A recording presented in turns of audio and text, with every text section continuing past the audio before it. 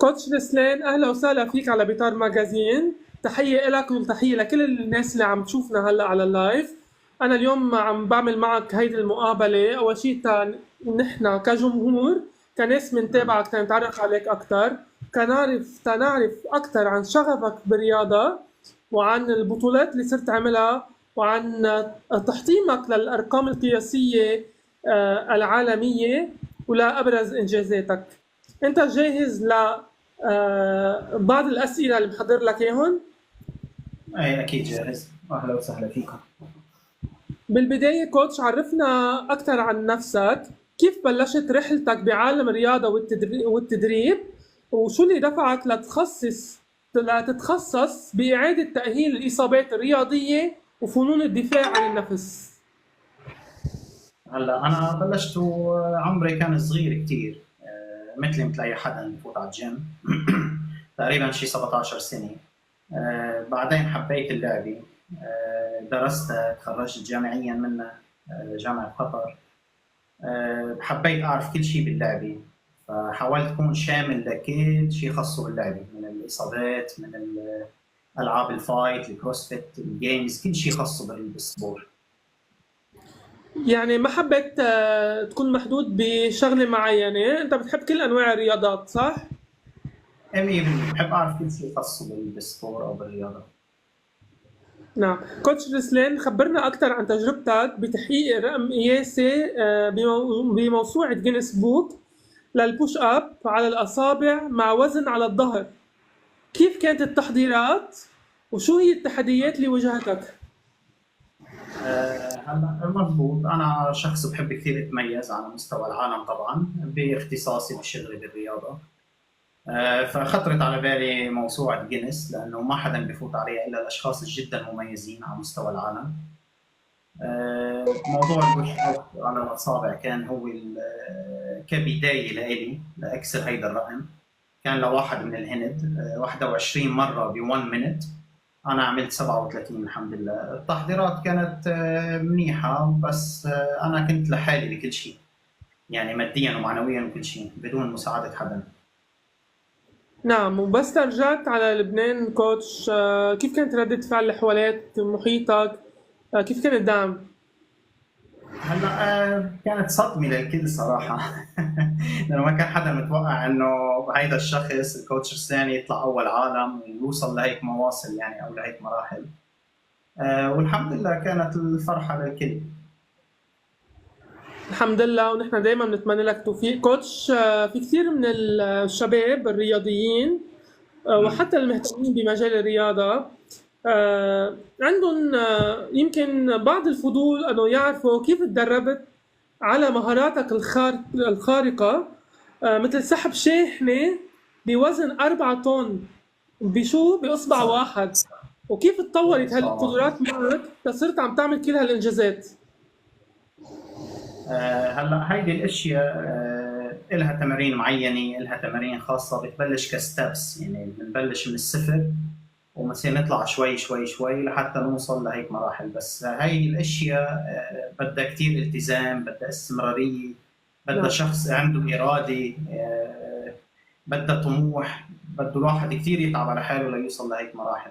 وطبعا لها تمريناتها الخاصه ولها اجواءها الخاصه.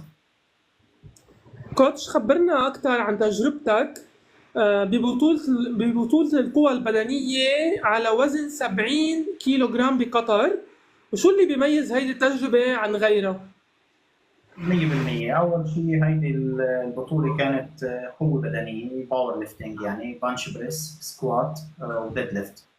اللي كان يميز هيدي البطولة عن غيرها من كتير بطولات، التحكيم الصحيح فيها كان واحد. اثنين، البطولة من جميع النواحي كانت صحيحة، يعني ما فيها تحيز لحدا معين أو لشخصية معينة. الإنسان اللي بيستحق الفوز فعلا بيفوز. نعم كوتش، في غير بلدان عملت فيهم نفس الشيء غير قطر؟ في بالإمارات، إيه، كمان نافست بالإمارات. مع أشخاص عندهم يمكن، أو تعرفت على أشخاص عندهم نفس القدرات الخارقة اللي عندك إياها؟ شفت اشخاص معينين موصلين لمراحل قويه كثير، نعم. بس مش يعني للمستوى اللي انا وصل له بكل تواضع. ونحن بنشوف الحال فيك والله يخليك بهالهمة. كوتش، رح روح شوي مكان أبعد على قصة شوي خاصة بالفتنس يمكن الحالات المرضية. خبرنا كيف تتعامل مع الحالات المرضية مثل إصابات الديسك والركبة، أوكي؟ وما هي النصايح، شو هي النصايح اللي بتقدمها لهالأشخاص اللي عندهم بيعانوا من هالإصابات، وخصوصا إذا كانوا رياضيين هن؟ صح. هلا اول شيء اي شخص ممكن معرض للاصابه ان كان رياضي او مش رياضي، هيدي واحد. اثنين، الواحد لو صار عنده اصابه بنصحه يستمر بالسبور، يستمر بالتمرين لحتى يتخلص منها ان شاء الله بشكل نهائي. النصيحه اللي بقدمها للعالم اللي عنده اصابات انه انت لما بدك تتمرن مع كوتش باعاده تاهيل الاصابات لازم يكون على الاقل دارس هيدا الشيء، على الاقل بيعرف يقرا ريبورت الام ار اي اللي هي بيعطيك اياها الحكيم طبعا، لحتى يفهم درجه الاصابه عندك وكيف يتعامل مع هذه الاصابه باي نوع من التمرين، ويعطيك فكره انه قد ايه مبدئيا كوقت معين ممكن تشفى منها ان شاء الله. نعم. كوتش، حضرتك بمرحلة معينة كنت عم تدير نادي جولد جيم. خبرني شو هي أهم الدروس اللي تعلمتها من إدارة نادي جولد جيم، وكيف أثرت هيدي التجربة على مسيرتك المهنية؟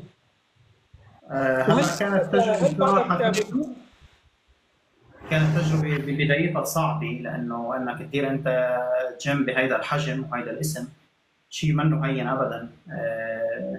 بس مع الوقت، وانا شخص ما بستسلم ابدا للتحديات الحياه، يعني بتتعلم اشياء كثير.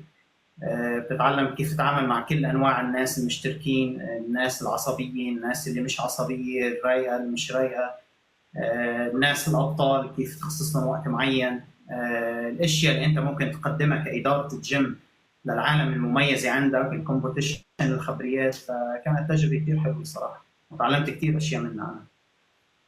كوتش، شو أول شغلة نصيحة الشاب اللي بده يفوت يبلش بالرياضة لما تتعرف عليه أنت بالنادي شو بتقول له؟ شو أول كلمة؟ اول كلمه، اهم شيء الاستمراريه والانضباط بالتمرين والالتزام بالتمرين، هي اهم شيء. وما تتطلع بغيرك انه والله واحد له 10 سنين بيتمرن انا لازم بيومين صير مثله، لا. استمر بتمرينك وتمرن صح والتزم، والنتيجه لحالها رح تيجي لعندك. كوتش، خلال أكثر من 12 سنة من الخبرة بعالم الرياضة، شو هو أكثر تحدي واجهته كمدرب؟ كيف تغلبت عليه؟ خبرنا عن شيء موقف صار معك.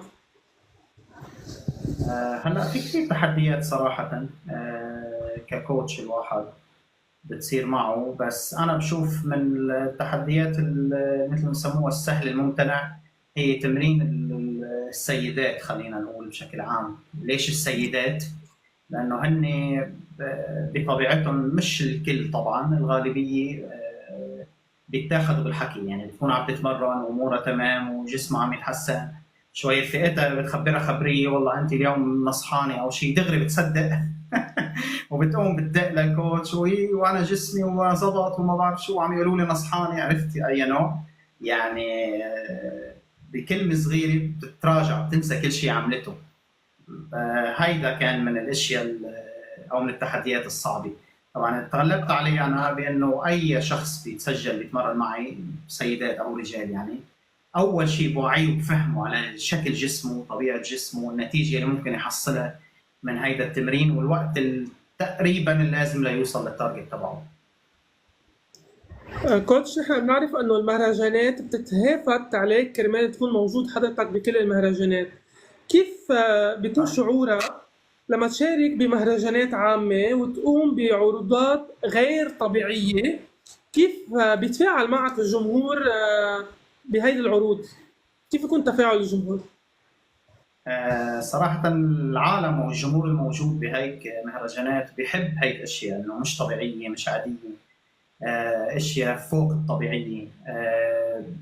اول شيء بينصدموا انه بتقول له لواحد مثلا بدي اسحب شاحنه بشعراتي او باصبع واحد او باسناني، اول شيء بينصدم، بعدين بتلاقيه بصير بيتفاعل معك اكثر، يلا ايه بدي اشوف وهيك، بصير بيصور خبريات بخبر اصحابه.